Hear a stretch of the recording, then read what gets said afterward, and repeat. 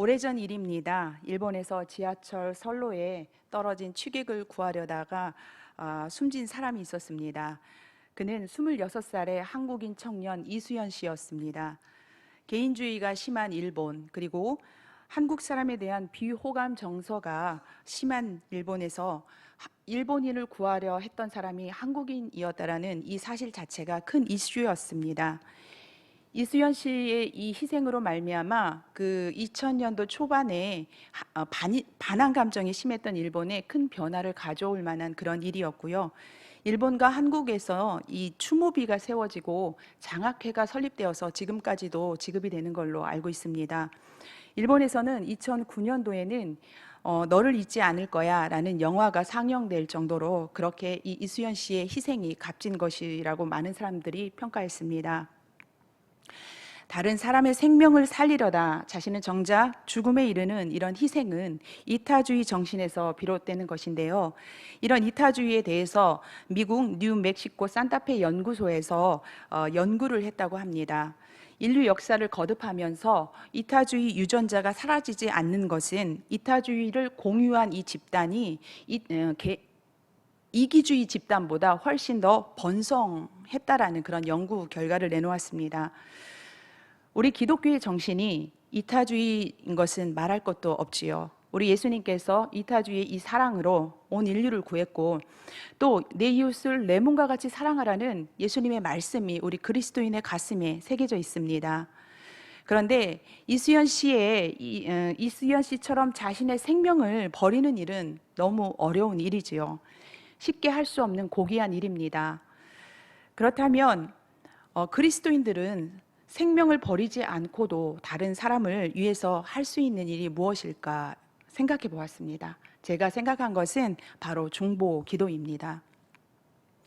우리는 쉽게 기도해 달라고 부탁하고 또 쉽게 그렇게 하겠다고 우리는 또 대답합니다. 예전에 저도 그랬습니다. 누군가가 중보기도 부탁하면 네 알겠습니다 라든가 뭐 제가 쉽게 기도하겠습니다 이런 말을 했는데 이게 얼마나 중요한 일이고 또 기도하겠다고 약속하고 하지 않는 것이 이게 죄구나 라는 생각이 들기 시작하면서부터는 함부로 막 이렇게 남발하지 않게 되었고요. 기도하겠습니다 라고 약속한 것은 기억하면서 기도하고 있습니다.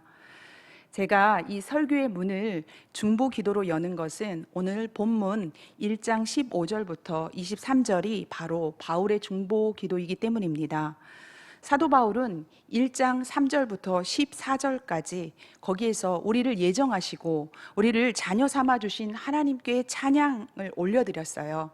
그리고 오늘 본문인 15절부터 23절에서는 에베소 성도들을 위해 하나님께 중보 기도하고 있습니다. 1장 3절부터 14절 이 긴 글이 한 문장으로 되어 있고요.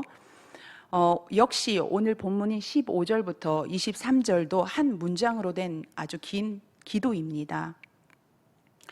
미국의 기독교 작가인 필립 얀시가 이런 말을 했습니다. 기도는 하나님께 가는 가장 쉬운 길이고 또 가장 어려운 길이다. 여기에 덧붙여서 저는 기도 중에 가장 어려운 것은 중보 기도이고 또 가장 귀한 것도 중보 기도이다라고 말씀드리고 싶습니다. 우리의 삶이 승승가도를 달려도 기도 없이 달려가는 것은 브레이크 없는 자동차와 같습니다. 기도 없는 성공은 위험합니다. 우리가 기도하고 있다면 지금 내가 누리고 있는 이 형통이 내 힘이 아닌 하나님의 은혜임을 알게 됩니다. 그러면 자만하거나 교만하지 않습니다. 그러나 기도 없이 성공하면 그 성공이 내가 이룬 나의 능력이라고 생각하기에 교만하게 되고 교만은 패망의 지름길이 됩니다. 개인이 그렇듯이 교회도 그렇습니다. 기도 없는 부흥은 없을 것 같지만 기도 없는 부흥도 있기도 합니다. 기도 없이 프로그램 등으로 양적으로 부흥할 수 있는데요. 만약 그렇게 된다면 그러한 부흥은 하나님께서 기뻐하시는 부흥은 아닙니다. 그렇기에 교회는 기도가 꼭 필요하고 기도가 끊이지 않아야 합니다.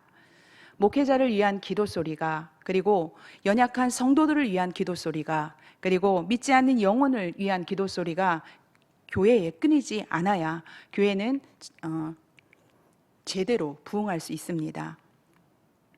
어원으로 이 중보 기도의 뜻을 보면 그 사이에 들어가다라는 뜻입니다. 그 사이에 들어가다. 어디에 들어가는 걸까요? 내가 기도하는 그 대상과 하나님 사이, 그 사이에 들어가는 것이 중보 기도입니다. 아브라함이 소돔과 고모라 사람들의 그 죄를 끌어안고 하나님 사이에 들어가서 기도했습니다. 하나님, 이 성에 10명의 의인이 있다면 용서해 주십시오 라고 하나님과 죄인 사이에 들어가서 기도한 성경에 나타난 최초의 중보 기도가 바로 아브라함의 기도입니다. 또한 성경에 기록된 최고의 중보 기도는 바로 예수님의 기도입니다. 하나님과 인간 사이의 중보자, 바로 우리 예수님이십니다. 요한복음 17장은 대제사장의 기도라고 하는데요.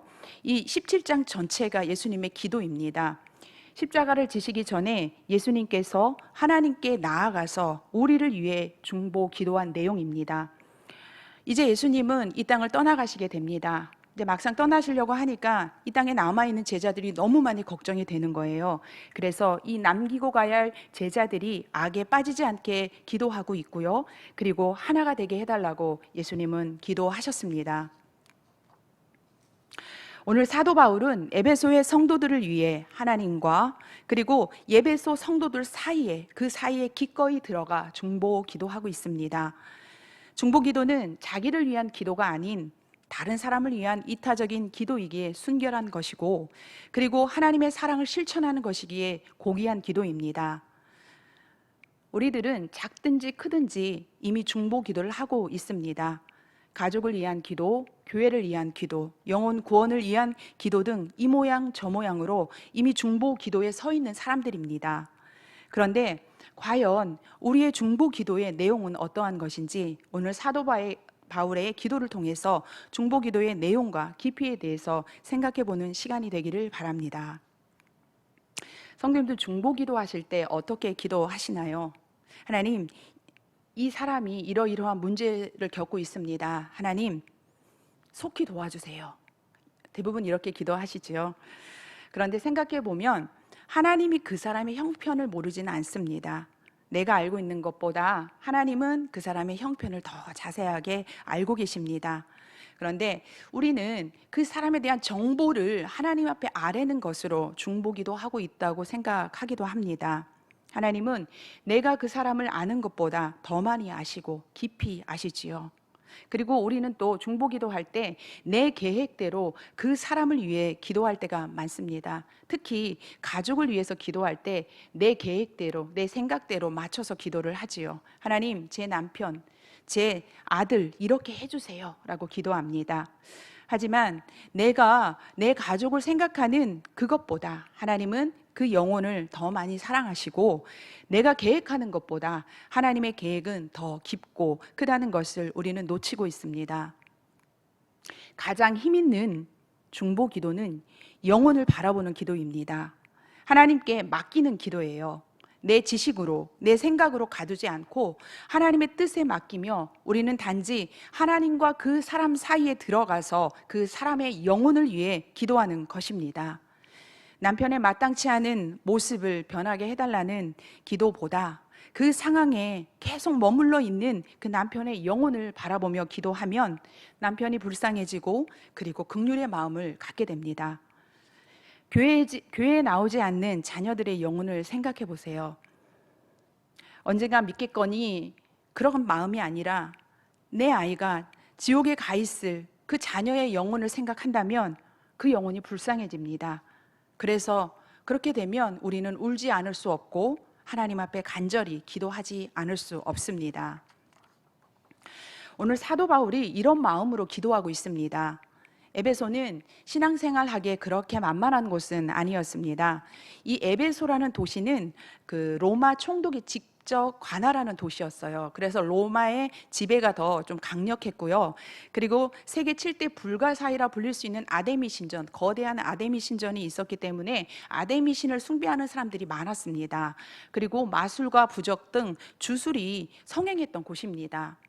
에베소 교회 성도들은 로마 황제 숭배 사상과 이렇게 아데미신 숭배로 쉽지 않은 상황에서 신앙생활을 하고 있었고요. 이런 상황을 아는 사도 바울이었지만 사도 바울은 그들을 위한 중보 기도로 로마가 무너지게 해달라고 기도하지 않았습니다. 로마의 억압으로부터 오는 이 경제적인 문제나 그리고 생명의 위협을 위해 그걸 해결해 달라고 사도 바울이 기도하고 있지 않다는 것입니다. 물론 삶의 문제를 놓고 기도하는 것이 잘못됐거나 나쁜 것은 아닙니다. 그러나 우리에게 일어나는 이 현실의 문제보다 더 근본적인 것, 이 현실의 문제를 극복할 수 있는 영적인 부분을 안고 사도 바울은 하나님께 기도하고 있음에 우리는 주목해야 합니다. 지금부터 사도 바울이 하나님과 그 에베소 성도들 사이에서 무엇을 중보하고 있는지 그 내용을 한번 살펴보도록 하겠습니다. 사도 바울은 지금 죄인의 몸으로 로마의 어느 주택에 그 가택 연금 상태로 갇혀 있어요. 물론 감옥이라는 것보다는 좀 자유스럽지만 죄수의 몸으로 갇혀 있는 것입니다. 그런데 그런 상태 속에서 에베소 교회 성도들이 하나님을 향한 믿음을 잃지 않고 성도들끼리 예수 그리스도의 사랑으로 충만하다는 이야기를 들었습니다. 사도 바울이 얼마나 기뻤을까요? 3년 동안 그 척박한 땅에 복음을 심었어요. 그리고 말씀으로 가르쳤던 그 에베소 교인들이 신앙생활을 잘하고 있다는 이 말보다 감옥에 갇힌 사도 바울을 기쁘게 할 말은 없었을 것입니다. 목회자의 기쁨은 성도가 그리고 교회가 예수 안에서 잘 성장하고 있다는 것 아니겠습니까? 그래서 사도 바울은 이 멈출 수 없는 기쁨을 오늘 15절부터 23절 이 긴 문장으로 하나님께 중보하고 있는 것입니다. 15절과 16절에는 이 기쁜 소식을 듣고 감사하지 않을 수 없는 이 바울의 기쁨이 마음껏 드러나 있는데요. 우리 다 함께 1장 15절과 16절을 읽도록 하겠습니다. 이로 말미암아 주 예수 안에서 너희 믿음과 모든 성도를 향한 사랑을 나도 듣고 내가 기도할 때에 기억하며 너희로 말미암아 감사하기를 그치지 아니하고. 아멘. 구약 시대의 그 율법의 완성이라고 할 수 있는 십계명에는 하나님을 향한 믿음과 그리고 이웃을 향한 그 사랑이 이 십계명의 내용입니다. 1계명에서 4계명은 하나님을 향한 믿음을, 그리고 5계명에서 10계명은 이웃을 사랑하라는 그런 명령입니다. 수직적으로는 하나님 사랑이고요, 수평적으로는 이웃 사랑인 것입니다. 그리고 신약 시대에 와서는 예수님께서 마음을 다하고 목숨을 다하고 뜻을 다하여 주 너의 하나님을 사랑하고 내 이웃을 내 자신과 같이 사랑하라고 제자들에게 말씀하셨습니다. 교회는 믿음과 사랑으로 이루어져야 합니다. 믿음과 사랑은 짝꿍이에요. 믿음 있는 곳에는 사랑이 있어야 하고 사랑이 있는 곳에는 믿음이 있어야 합니다. 여기에서 믿음은 하나님을 향한 믿음을 말하고 사랑은 이웃을 향한 그런 사랑인데, 우리가 하나님을 사랑한다고 고백하는 사람은 내 형제와 자매를 사랑할 수밖에 없습니다. 하나님을 향한 믿음은 이웃을 향한 사랑으로 표현될 때 진짜 믿음인 것입니다. 사랑 없는 믿음은 진정한 믿음이 아닌 것이지요. 우리 성산교회가 하나님을 향한 믿음과 그리고 성도와 성도 간의 사랑이 충만한 교회 되기를 간절히 바랍니다.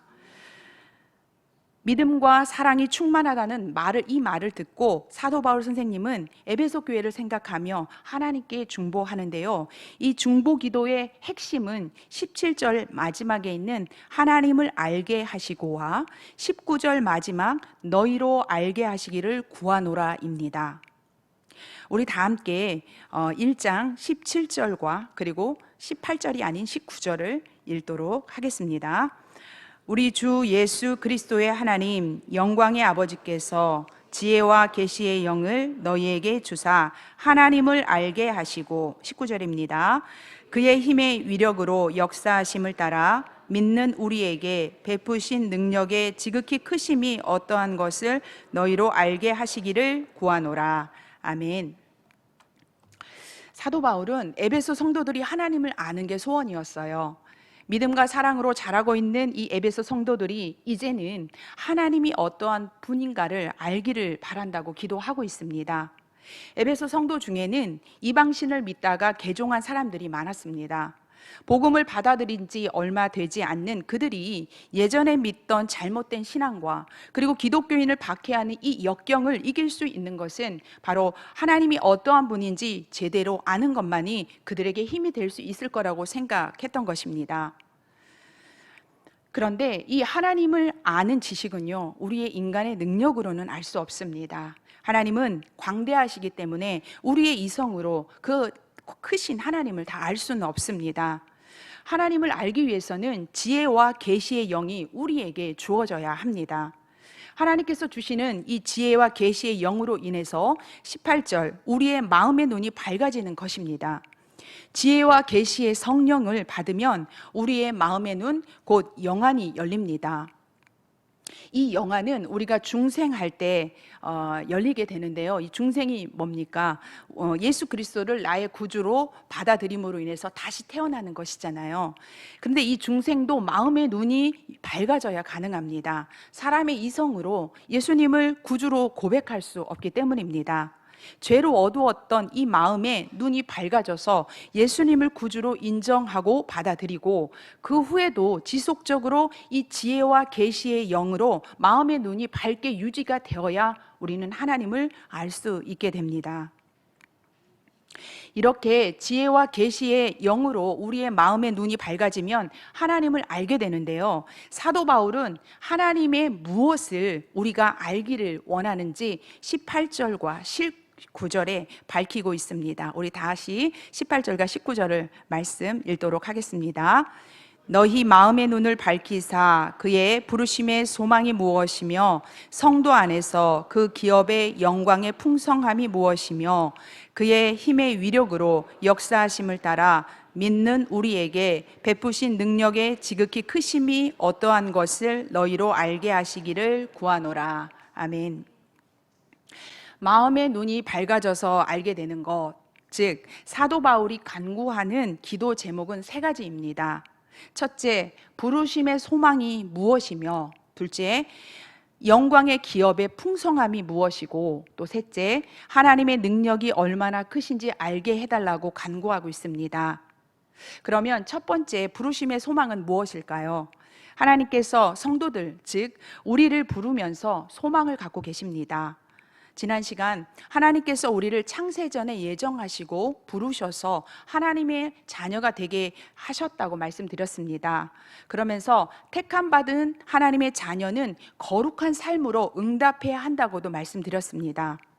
데살로니가전서 4장 7절에 하나님이 우리를 부르심은 부정하게 하심이 아니요 거룩하게 하심이니라고 말씀하고 있듯이 하나님은 우리를 부르실 때 거룩한 삶을 살아내기를 원하십니다. 이게 우리에게 바라는 소망이세요. 그뿐만 아니라 갈라디아서 5장 13절에 형제들아 너희가 자유를 위하여 부르심을 입었으나 에서는 하나님은 우리가 자유를 위하여 부르심을 받았다고 말씀하고 있고요. 고린도전서 1장 9절인 너희를 불러 그의 아들 예수 그리스도 우리 주와 더불어 교제하게 하시는 하나님은 미쁘시다 해서 우리를 그리스도와 교제하기 위해 우리를 부르셨다고 말씀하셨습니다.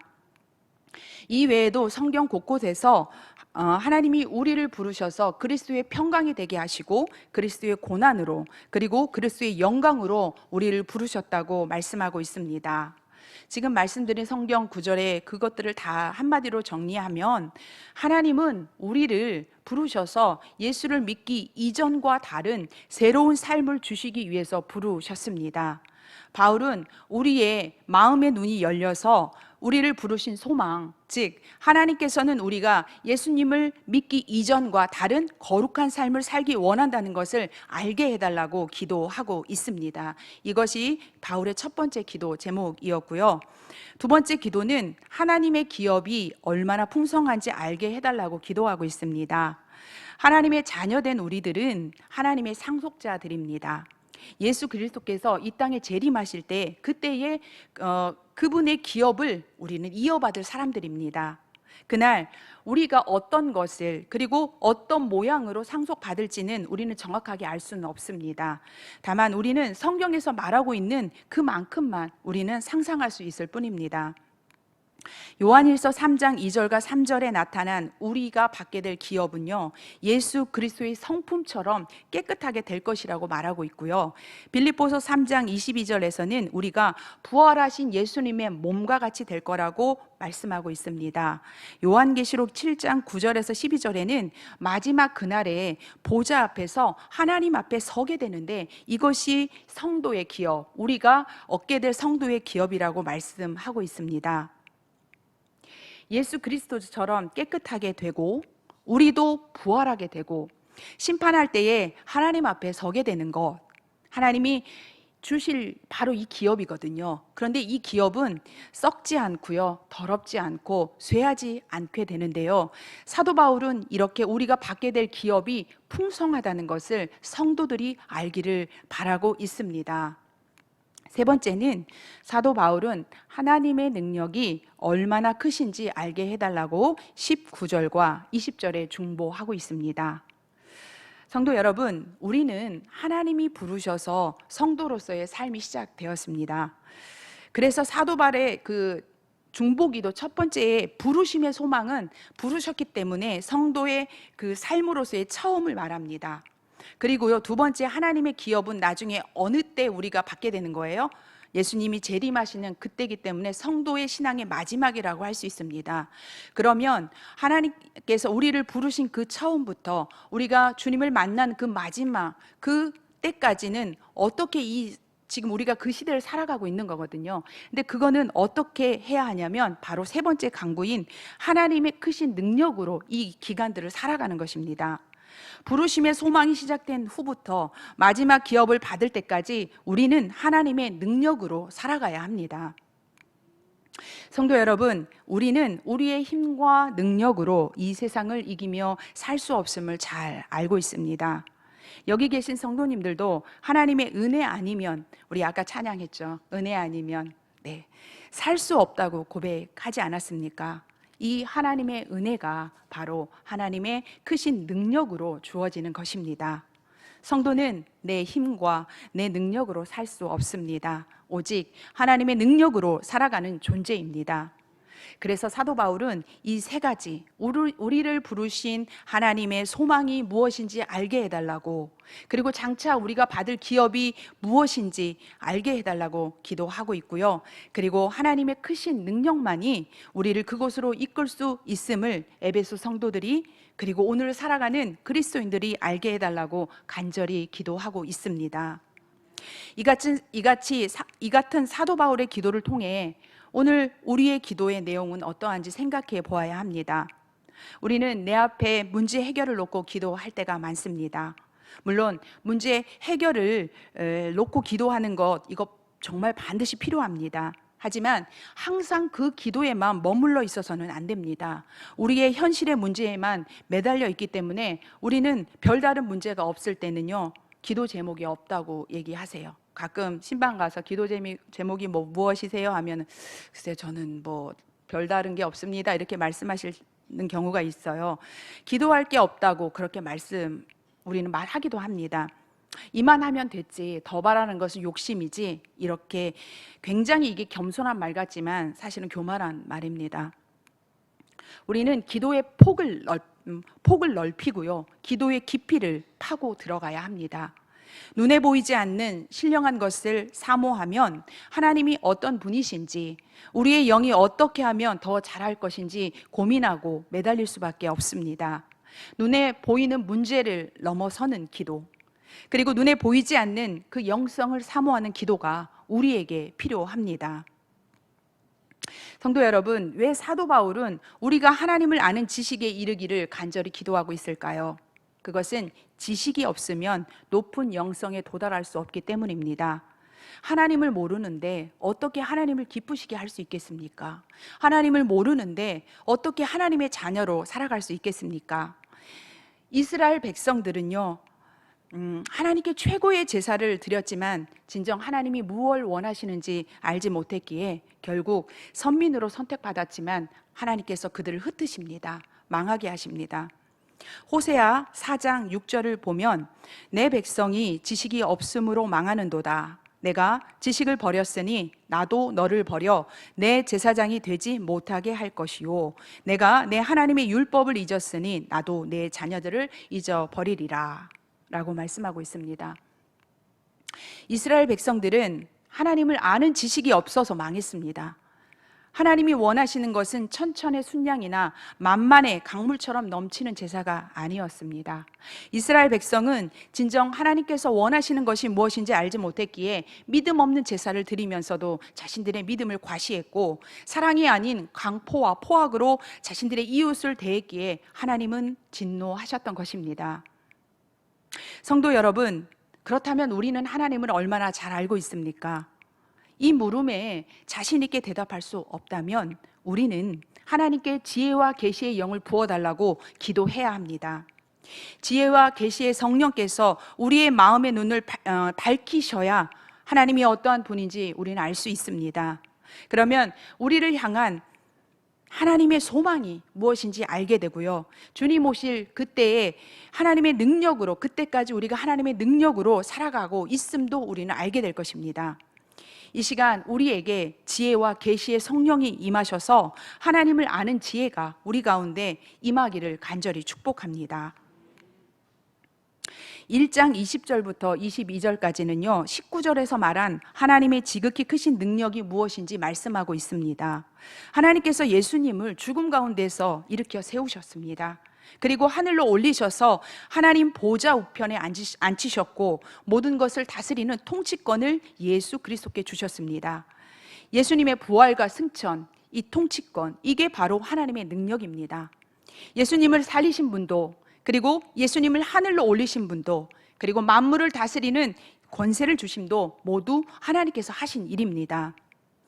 성도 여러분, 우리 하나님은 이런 분이십니다.